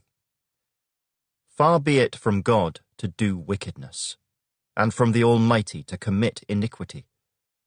For he repays man according to his work, and makes man to find a reward according to his way. Surely God will never do wickedly, nor will the Almighty pervert justice. Who gave him charge over the earth, or who appointed him over the whole world? If he should set his heart on it, if he should gather to himself his spirit and his breath, all flesh would perish together, and man would return to dust. If you have understanding, hear this. Listen to the sound of my words. Should one who hates justice govern? Will you condemn him who is most just? Is it fitting to say to a king, You are worthless, and to nobles, You are wicked? Yet he is not partial to princes, nor does he regard the rich more than the poor, for they are all the work of his hands. In a moment they die, in the middle of the night. The people are shaken and pass away. The mighty are taken away without a hand. For his eyes are on the ways of man, and he sees all his steps. There is no darkness nor shadow of death where the workers of iniquity may hide themselves. For he need not further consider a man, that he should go before God in judgment. He breaks in pieces mighty men without inquiry, and sets others in their place. Therefore he knows their works. He overthrows them in the night, and they are crushed. He strikes them as wicked men in the open sight of others, because they turned back from him, and would not consider any of his ways, so that they caused the cry of the poor to come to him. For he hears the cry of the afflicted. When he gives quietness, who then can make trouble? And when he hides his face, who then can see him?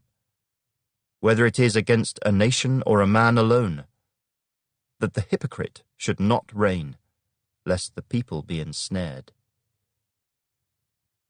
For has anyone said to God, I have borne chastening, I will offend no more? Teach me what I do not see. If I have done iniquity, I will do no more. Should he repay it according to your terms, just because you disavow it? You must choose, and not I. Therefore speak what you know. Men of understanding say to me, wise men who listen to me, Job speaks without knowledge. His words are without wisdom. Oh, that Job were tried to the utmost, because his answers are like those of wicked men.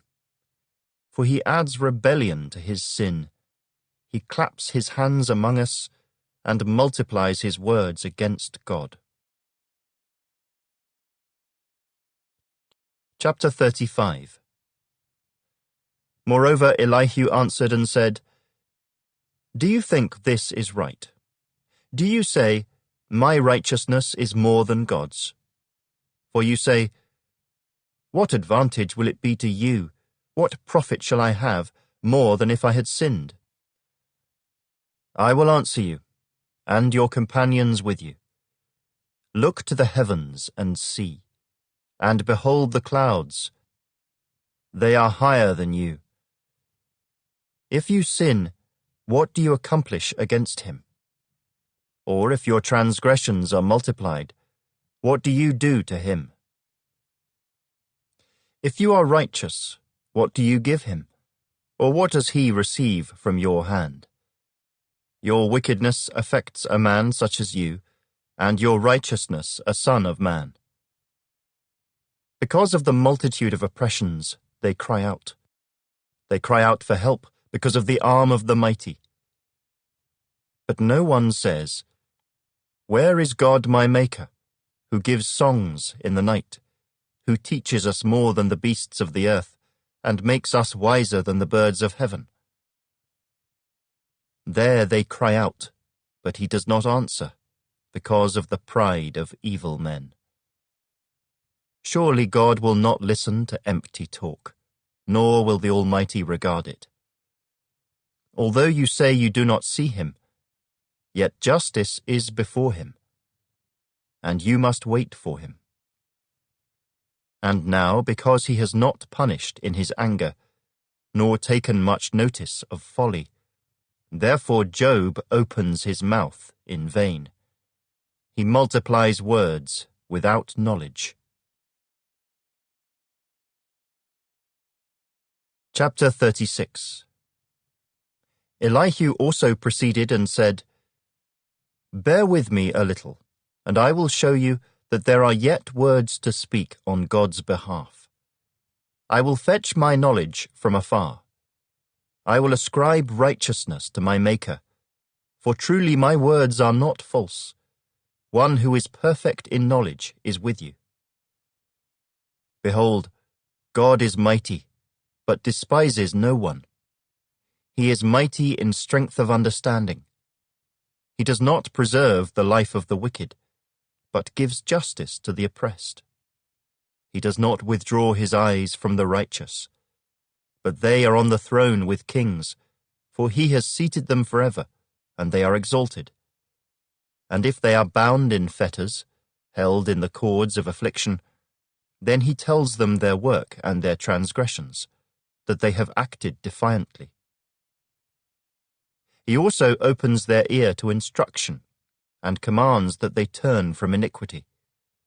If they obey and serve him, they shall spend their days in prosperity, and their years in pleasures. But if they do not obey, they shall perish by the sword, and they shall die without knowledge. But the hypocrites in heart store up wrath. They do not cry for help when he binds them. They die in youth, and their life ends among the perverted persons. He delivers the poor in their affliction, and opens their ears in oppression. Indeed, he would have brought you out of dire distress, into a broad place where there is no restraint, and what is set on your table would be full of richness. But you are filled with the judgment due the wicked. Judgment and justice take hold of you. Because there is wrath, Beware lest he take you away with one blow, for a large ransom would not help you avoid it. Will your riches or all the mighty forces keep you from distress? Do not desire the night when people are cut off in their place. Take heed, do not turn to iniquity, for you have chosen this rather than affliction. Behold, God is exalted by his power. Who teaches like him? Who has assigned him his way, or who has said, "You have done wrong"? Remember to magnify his work, of which men have sung. Everyone has seen it. Man looks on it from afar. Behold, God is great, and we do not know him, nor can the number of his years be discovered. For he draws up drops of water, which distill as rain from the mist, which the clouds drop down and pour abundantly on man. Indeed, can anyone understand the spreading of clouds, the thunder from his canopy? Look, he scatters his light upon it, and covers the depths of the sea. For by these he judges the peoples. He gives food in abundance. He covers his hands with lightning, and commands it to strike. His thunder declares it, the cattle also, concerning the rising storm. Chapter 37. At this also my heart trembles and leaps from its place. Hear attentively the thunder of his voice, and the rumbling that comes from his mouth. He sends it forth under the whole heaven, his lightning to the ends of the earth. After it, a voice roars. He thunders with his majestic voice, and he does not restrain them when his voice is heard. God thunders marvelously with his voice. He does great things which we cannot comprehend. For he says to the snow, "Fall on the earth," likewise to the gentle rain, and the heavy rain of his strength. He seals the hand of every man, that all men may know his work. The beasts go into dens, and remain in their lairs. From the chamber of the south comes the whirlwind, and cold from the scattering winds of the north. By the breath of God, ice is given, and the broad waters are frozen. Also with moisture he saturates the thick clouds. He scatters his bright clouds, and they swirl about, being turned by his guidance, that they may do whatever he commands them on the face of the whole earth. He causes it to come, whether for correction, or for his land, or for mercy. Listen to this, O Job. Stand still, and consider the wondrous works of God. Do you know when God dispatches them, and causes the light of his cloud to shine? Do you know how the clouds are balanced, those wondrous works of him who is perfect in knowledge?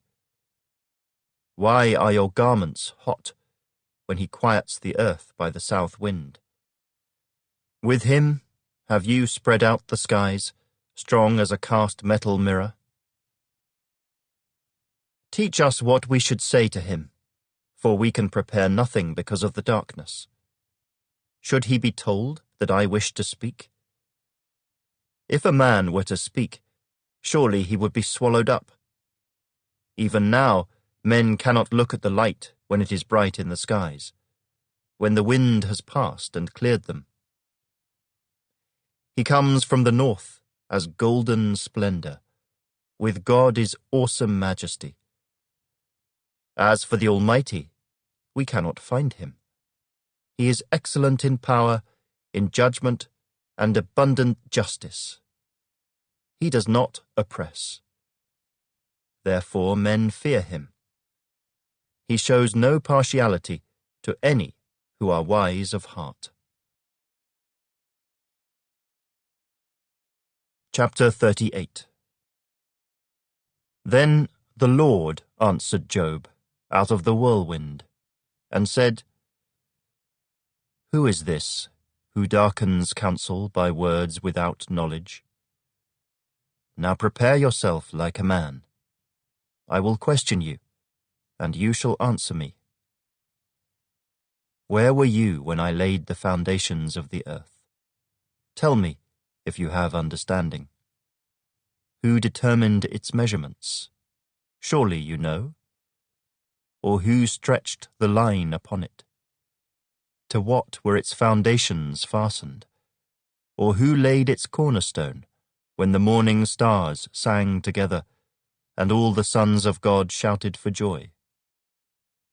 Or who shut in the sea with doors, when it burst forth and issued from the womb?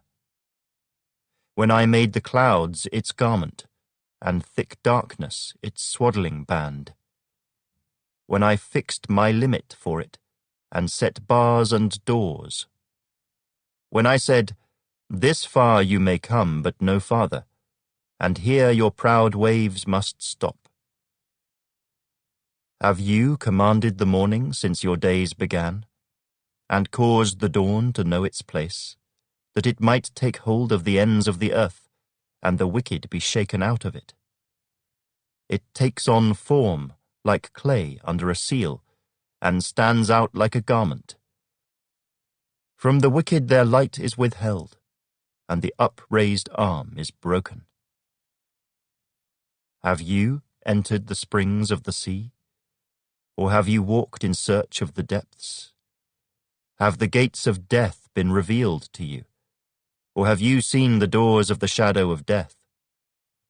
Have you comprehended the breadth of the earth? Tell me, if you know all this. Where is the way to the dwelling of light?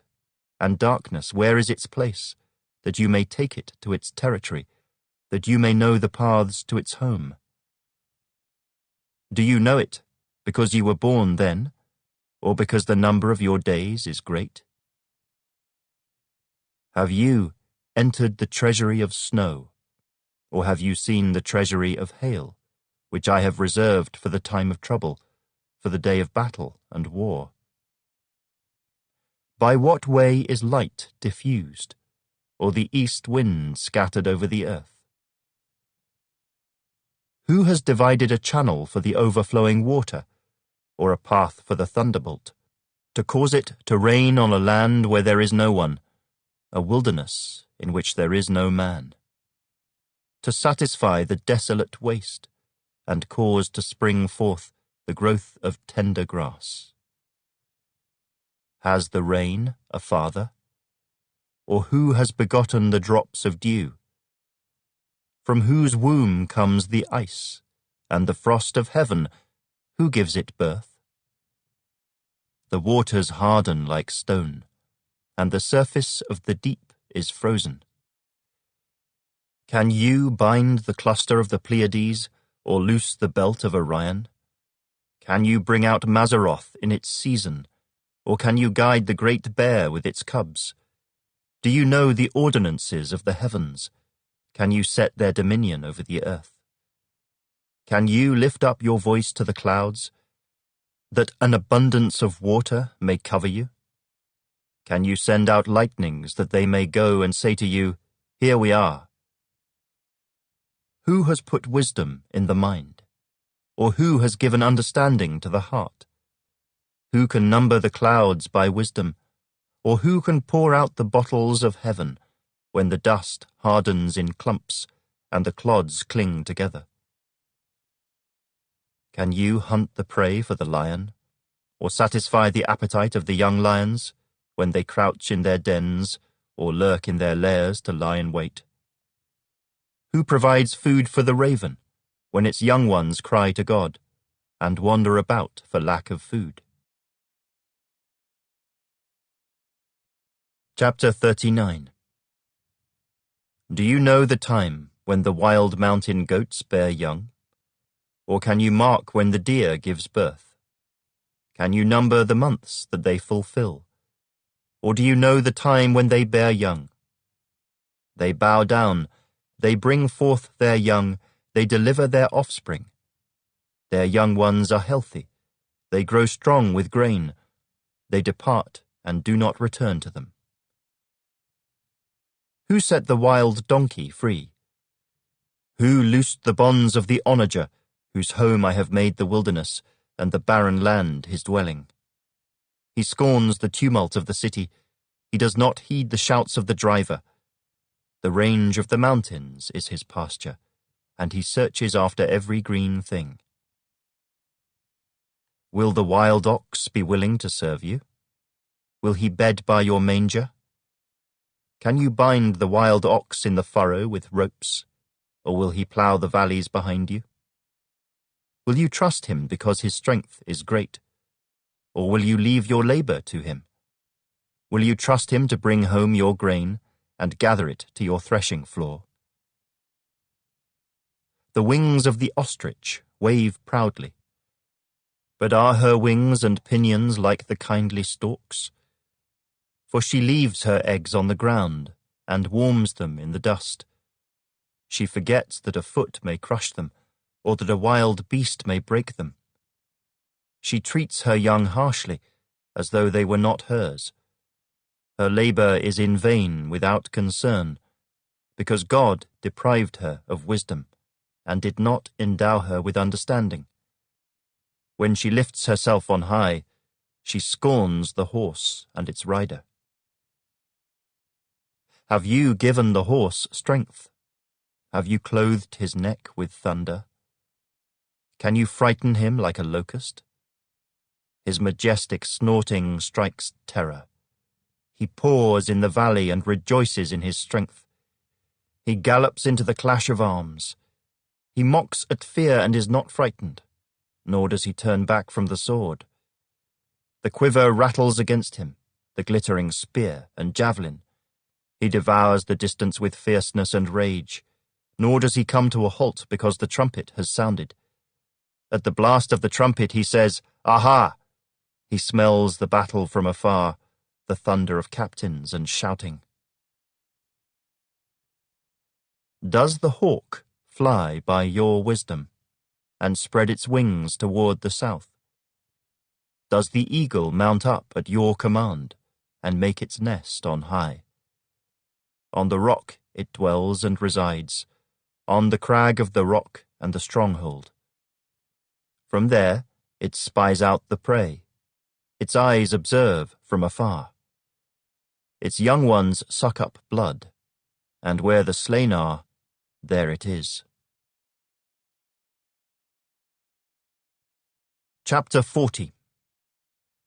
Moreover, the Lord answered Job and said, Shall the one who contends with the Almighty correct him? He who rebukes God, let him answer it. Then Job answered the Lord and said, Behold, I am vile. What shall I answer you? I lay my hand over my mouth. Once I have spoken, but I will not answer. Yes, twice, but I will proceed no further. Then the Lord answered Job out of the whirlwind and said, Now prepare yourself like a man.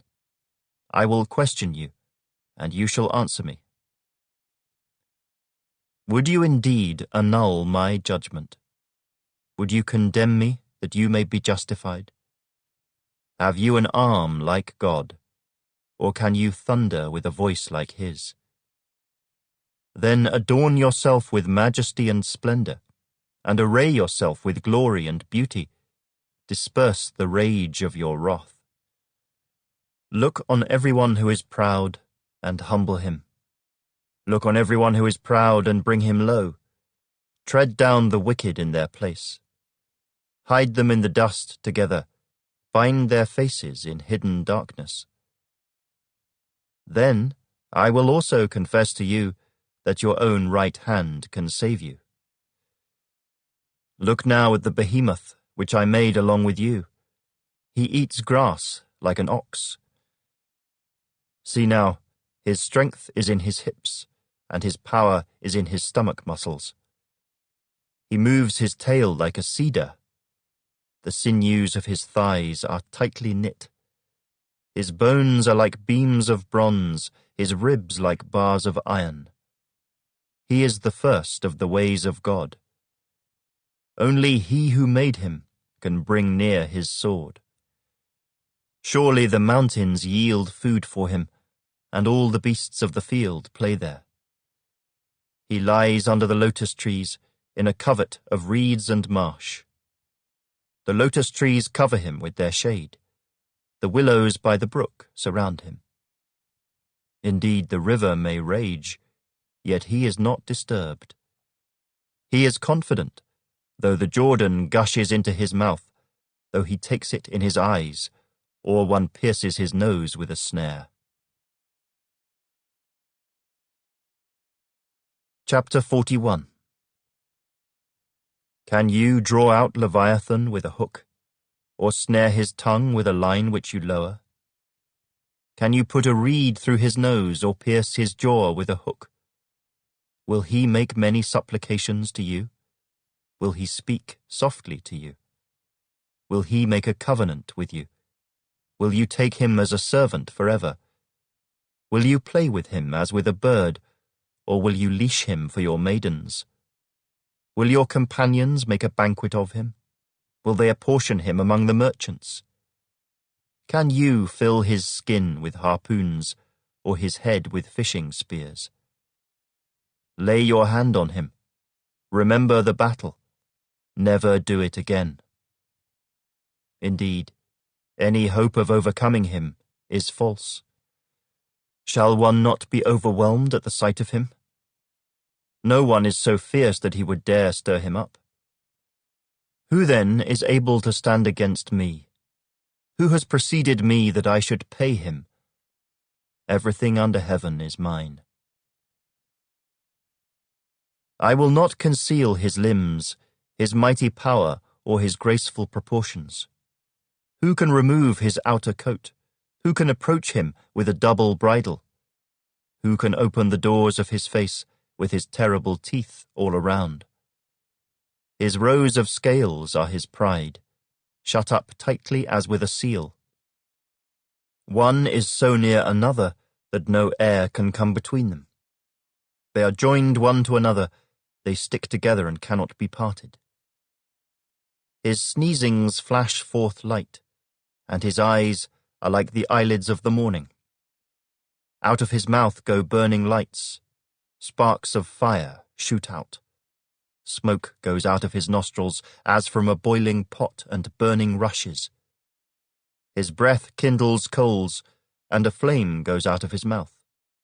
Strength dwells in his neck, and sorrow dances before him. The folds of his flesh are joined together, they are firm on him and cannot be moved. His heart is as hard as stone, even as hard as the lower millstone. When he raises himself up, the mighty are afraid. Because of his crashings they are beside themselves. Though the sword reaches him, it cannot avail, nor does spear, dart, or javelin. He regards iron as straw, and bronze as rotten wood. The arrow cannot make him flee. Slingstones become like stubble to him. Darts are regarded as straw. He laughs at the threat of javelins. His undersides are like sharp potsherds. He spreads pointed marks in the mire. He makes the deep boil like a pot. He makes the sea like a pot of ointment. He leaves a shining wake behind him. One would think the deep had white hair. On earth there is nothing like him, which is made without fear. He beholds every high thing. He is king over all the children of pride. Chapter 42. Then Job answered the Lord, and said, I know that you can do everything, and that no purpose of yours can be withheld from you. You asked, Who is this who hides counsel without knowledge? Therefore, I have uttered what I did not understand, things too wonderful for me, which I did not know. Listen, please, and let me speak. You said, I will question you, and you shall answer me. I have heard of you by the hearing of the ear, but now my eye sees you. Therefore I abhor myself, and repent in dust and ashes. And so it was, after the Lord had spoken these words to Job, that the Lord said to Eliphaz the Temanite, My wrath is aroused against you and your 2 friends, for you have not spoken of me what is right, as my servant Job has. Now therefore, take for yourselves 7 bulls and 7 rams, go to my servant Job, and offer up for yourselves a burnt offering, and my servant Job shall pray for you. For I will accept him, lest I deal with you according to your folly, because you have not spoken of me what is right, as my servant Job has. So Eliphaz the Temanite, and Bildad the Shuhite, and Zophar the Naamathite went and did as the Lord commanded them. For the Lord had accepted Job. And the Lord restored Job's losses when he prayed for his friends. Indeed, the Lord gave Job twice as much as he had before. Then all his brothers, all his sisters, and all those who had been his acquaintances before came to him and ate food with him in his house, and they consoled him and comforted him for all the adversity that the Lord had brought upon him. Each one gave him a piece of silver, and each a ring of gold. Now the Lord blessed the latter days of Job more than his beginning. For he had 14,000 sheep, 6,000 camels, 1,000 yoke of oxen, and 1,000 female donkeys. He also had 7 sons and 3 daughters. And he called the name of the first Jemimah, the name of the second Keziah, and the name of the third Keren-Happuch. In all the land were found no women so beautiful as the daughters of Job, and their father gave them an inheritance among their brothers. After this, Job lived 140 years, and saw his children and grandchildren for 4 generations. So Job died, old and full of days.